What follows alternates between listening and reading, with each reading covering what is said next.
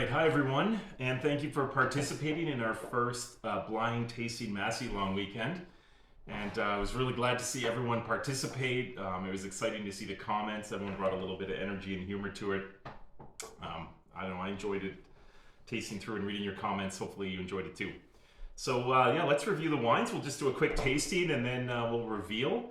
And I don't think there'll be too many surprises for this one. There might be in some future blind tastings that we do.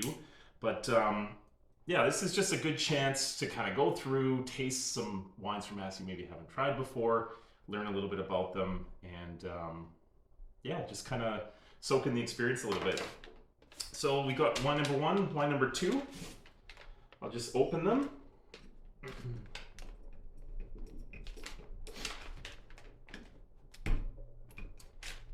Don't cheat. And wine number two, which I've chilled a little bit. And when you taste them, I'm sure you discovered why. Well, first of all, in Alberta and BC, it was a little above 20 degrees in both cases. And I just knew that that would be a little bit too warm for these wines, all things equal. Okay, so wine number one and wine number two. All right, they are both red. Okay, so a little bit more wine number one.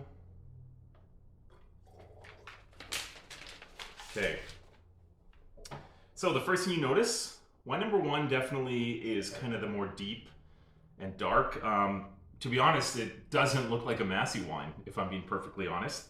Wine number two definitely looks like a Masi wine. You get that kind of garnet rim. It's a little bit transparent on the rim. You get the signs of that oak aging with that, you know, just slight kind of browning in the color. But here you get more of a kind of bright, a little bit of a blue tone to it. And I think that's kind of your first hint. Second hint, when you put your nose into the glass, this has that like fresh, overripe blueberry smell to it, which again is not something I would normally associate with Masi. That's kind of why I recommended something a little bit more hearty with this wine. This wine's pretty full-bodied. The alcohol here is, believe it or not, about 15.5, even if it's marked a little bit lower than that on the bottle, as we will see. But yeah, lots of fruit up front.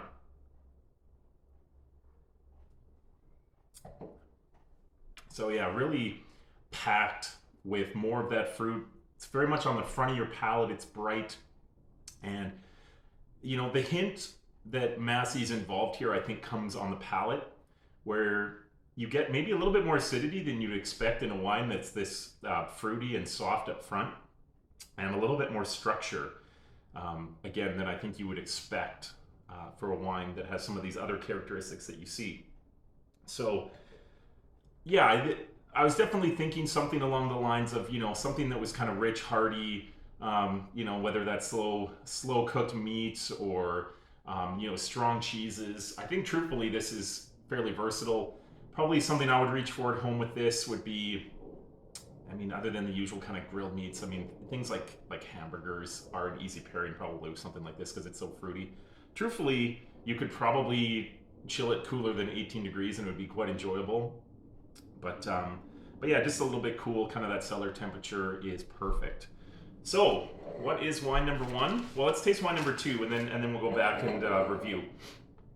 So, wine number two, you can see has, again, a little bit more of a bricking on the edge. Spoiler alert, these wines are the same vintage, so that has more to do with other factors. Both these wines also actually aged about the same amount of time in wood, although there's one extra factor on this one.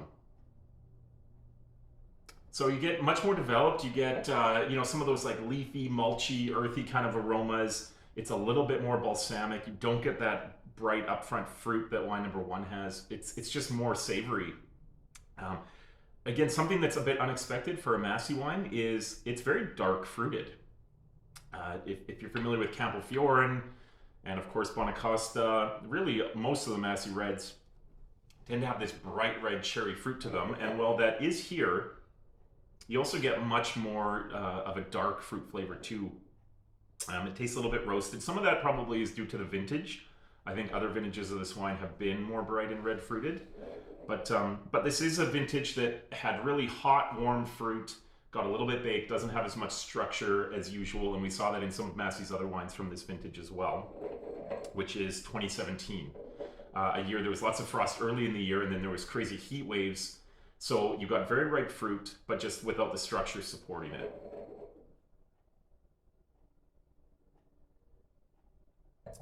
Yeah, no surprises on the palate. Has really bright, vibrant acidity. Again, that's where I was thinking that you would have luck pairing this with Italian food. Anything with tomatoes. You're looking for this style of wine that has that acidity that can balance out. And what the food will do is kind of tame the earthy side, some of the acid in this wine, and bring out some of the fruit. So yeah, I got some great guesses, but let's reveal what these wines are. Okay, so wine number one, that blueberry note that you probably picked up, the bright fruit. I'm guessing a lot of you probably thought this tastes surprisingly like some other wines in our portfolio. If you're familiar with things like, say, Foligno, Pascal Toso, right? That ripe blueberry smell to me is a big tell for Malbec. And sure enough, wine number one, you guys didn't know your bottles did that, did you? So wine number one is Corbec 2017, and this is from Argentina. And some of you probably thought, like, what the heck is Masi doing making wine in Argentina? Is this kind of like an ego thing that they're proving that they can make wine anywhere, any place, anytime? No, it's actually kind of a cool story. So someone, an old family winery that had some similar history to Masi, actually reached out to them many years ago. This was Bodegas Norton. I think it was in the late 90s that they first reached out, and they wanted to explore doing some Appassimento wines at the estate. Work on this new project, and Masi agreed, and part of the deal, Masi ended up with some vineyards. And as this process unfolded, things kind of fell apart. Bodegas Norton actually ended up being sold, and Masi kind of ended up with this vineyard in Tupungato, which is way in the south of Mendoza, in really a great vineyard site that kind of faces south and kind of overlooks the Andes Mountains. And they decided, instead of selling it, that they would kind of stick their neck out and see if they could continue the project on their own, and that's exactly what they did. So there's kind of two core reds that each had different philosophies. The first one, of course, is Paso Doble. Both of the wines do use some Appassimento. A little bit more in this wine than the other. So Paso Doble is more Malbec based, whereas Corbec is actually 70% Corvina, which is the exact same amount of Corvina as this wine, but obviously showing very different. The remainder of the wine in this, though, is 30% Malbec, which clearly is kind of shining through. Now, the drying process here is a little bit different. It's not like a full Amarone, which often can be sometimes 30, 40, 50% of drying weight loss. They've kind of settled on about 20% for Corbec. But the maturation, kind of echoes the wines in Italy. And I think that's where you get some of those savory notes that the wine has. And this vintage would be 18 months in Slavonian oak, which are those same types of larger barrels that they use in Italy for the Amarone, for the Campofiore in production. Cerigo Alighieri uses a similar barrel before they use the cherry. The barrel is essentially called a Fus Veronese, which is unique to that area, 600 liters.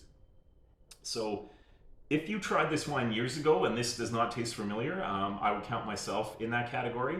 Early vintages of Corbec, to me, tasted much more like wine number two.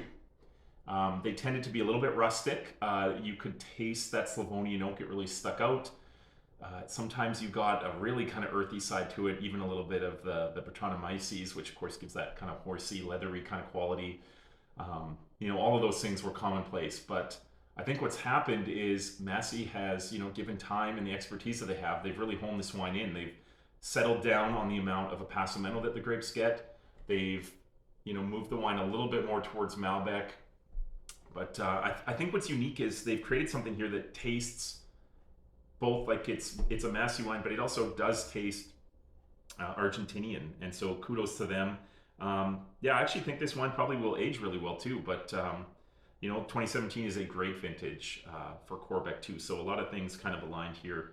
The expertise and all this innovation has kind of come together, and I'm sure that the 18 and 19 should be pretty exciting as well. But really, this wine is, I would argue, a very, very good deal, and I think that Masi has a little bit of a unique angle here in that because they're unknown.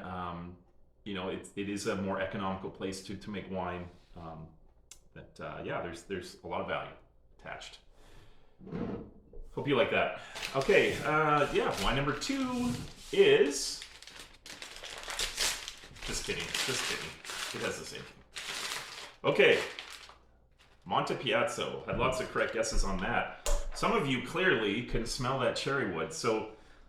Yeah, this wine's a little bit interesting. How I love to pitch this wine when I'm in a store is I like to say that it was celebrating the 650th anniversary of the poet Dante's family moving into the region and purchasing the Cerro Alighieri estate. So, yeah, for those that don't recall the story or haven't heard it before, the Masi Winery itself is actually located on property that was historically part of the Cerro Alighieri estate, which is still controlled and lived on by the descendants of the poet Dante, and they have their own vineyards there.